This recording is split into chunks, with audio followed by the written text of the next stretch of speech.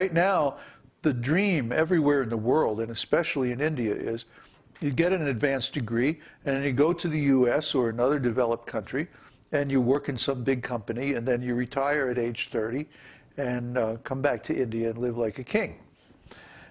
And that is not going to be happening after this year. And already there's a trickle of Indians going back bearing this message.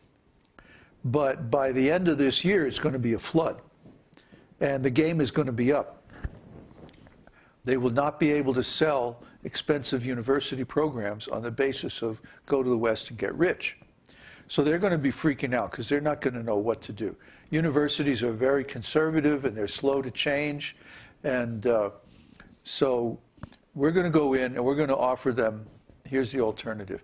Become a center for education in community values and community building, so that the people in the Vedic civilization here in India can get back their community and get back their strength and their ability to survive on their own without all these corporate structures and all this nonsense. Because that's all going to collapse. And we're getting ready for that. We're going to India and we're going to take steps to hedge against the deflation of the currency and so on. So we'll have a base of operations and we'll be able to function. And we're also going to establish independent food production and so many things. But we're also going to enlist these universities in presenting the same message. So we have the courses all worked out. We're just going to help them. We're going to train their people to present the same information, and we're going to show them, how to create the computer infrastructure and so on that they need to have distance learning, so that thousands and thousands of people can participate in these programs, and they make the cost very reasonable, and that way, just about anybody can take the courses, and they can basically save their society. Just a little plan. Was that a modest proposal? The question from Thomas Evans. He used to be on the site some time ago, then he was ill last year. Oh. Now he's back on the site. Thomas asks, I wondered, is there still a price for lifetime membership to the Esoteric Teaching University? Yes. I don't know if you have been looking at courses.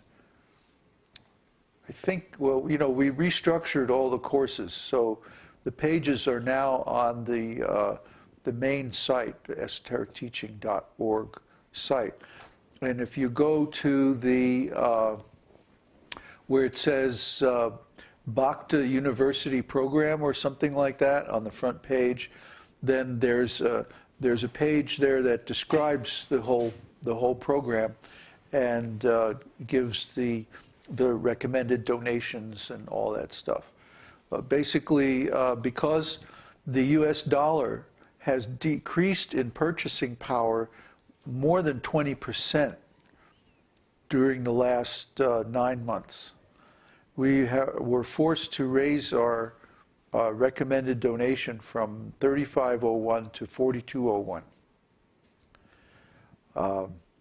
And the dollar continues to slide even as we speak. It's gone down now. When we first got here, it was 680 pesos to the dollar. Now it's 530 pesos to the dollar. Oh, it's gone down that. Oh boy. Yeah, I didn't look.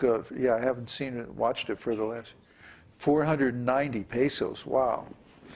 So, yeah, peso. The Chilean peso is a good measure of the dollar's value because the Chilean economy is probably the most stable, one of the most stable, if not the most stable in the world. So. Even so, they're having more than 10% unemployment in Santiago. There was just riots and stuff, demonstrations. 1 year ago, it was as high as 800. 800 pesos. 800 pesos? About a year and a half ago. Wow. And now it's down to 500. Wow. Well, so that tells you what's happening to the dollar. And of course, you don't know that if you're in the box, you know, if you're in the States. You don't see that because everything's going up at the same time. But the dollar is in big trouble. And there's a very good chance, in fact, there's almost certainty that it's going to collapse within the next year. And I would think that means it's going to be probably devalued by like 50% or something like that. So now is the time when you want to get involved. We're starting something at this Janmashtami festival called the Esoteric Teaching India Land Trust. And basically what this is going to be is an investment scheme that allows people anywhere in the world to buy gold in India and then to redeem that gold in a year. Because basically we think that the major deflation is going to occur over the next year or so. So we're going to invest in physical gold, and at the end of the year we're going to liquidate that gold and buy land.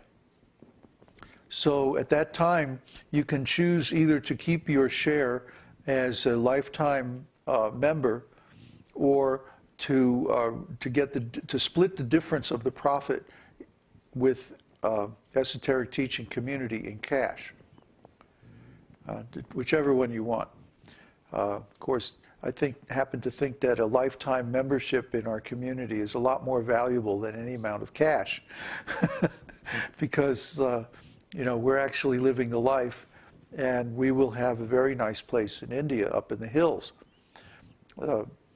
Incidentally, I got reports this morning from a gentleman in, where's that, in Kerala, someplace. Anyway, he's in India, and he was saying that a lot of people are saying in India now that 2012 is going to be a huge disaster, and that South India is the place. He was telling me this. Oh, Bangalore, yeah, he's near Bangalore. So he was saying a lot of people there are saying this, and who he was saying, I can't remember any of the people's names because they're not people that I'm familiar with. But anyway, some of the saintly people there were saying that. So that's very interesting because we came to the same conclusion, strictly by philosophical means, that the safest place to be in any disaster is where there's a lot of devotees. Because Krishna protects his devotees, right? And I mean, actually, we would be fine with staying here in South Chile, but it's a little bit too expensive for our means. You know, the price of land here is a lot less than the U.S., but the price of land in India is 1/10 of what it is here. So, I mean, we could really get quite a nice place in India, even for the resources that we have right now. And several more devotees are becoming life members. Marino and some other devotees are planning to give large gifts specifically for land purchases. Plus, we're going to have this investment trust. So that will allow us to make very nice arrangements, have our own agricultural production, and our spiritual school, our spiritual university there in India. So all this is going to come about during the next year or so. And by this time next year, we should have a pretty lively scene going in South India. So, more questions? In this connection, Luciano commented that the Chilean government is getting rid of its dollars. I guess that would explain the exchange rate going down like that. Yeah, yeah. Okay. A question from Marino. It's a 2 or 3 part question. The Yamudutas took the soul of Ajamil, so it seems they are aware of the existence of the soul. That means they have transcendental knowledge, they are aware of the existence of the soul. So what is the destination of such a soul after leaving the body of a Yamuduta? They have transcendental knowledge in this embodiment, so they must have the same knowledge in the next embodiment.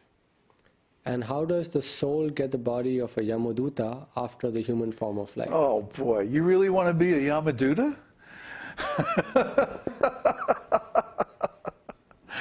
It's tough work, you know. It's kind of like being a prison guard. I didn't know you were into whips and chains. The Yamadutas are served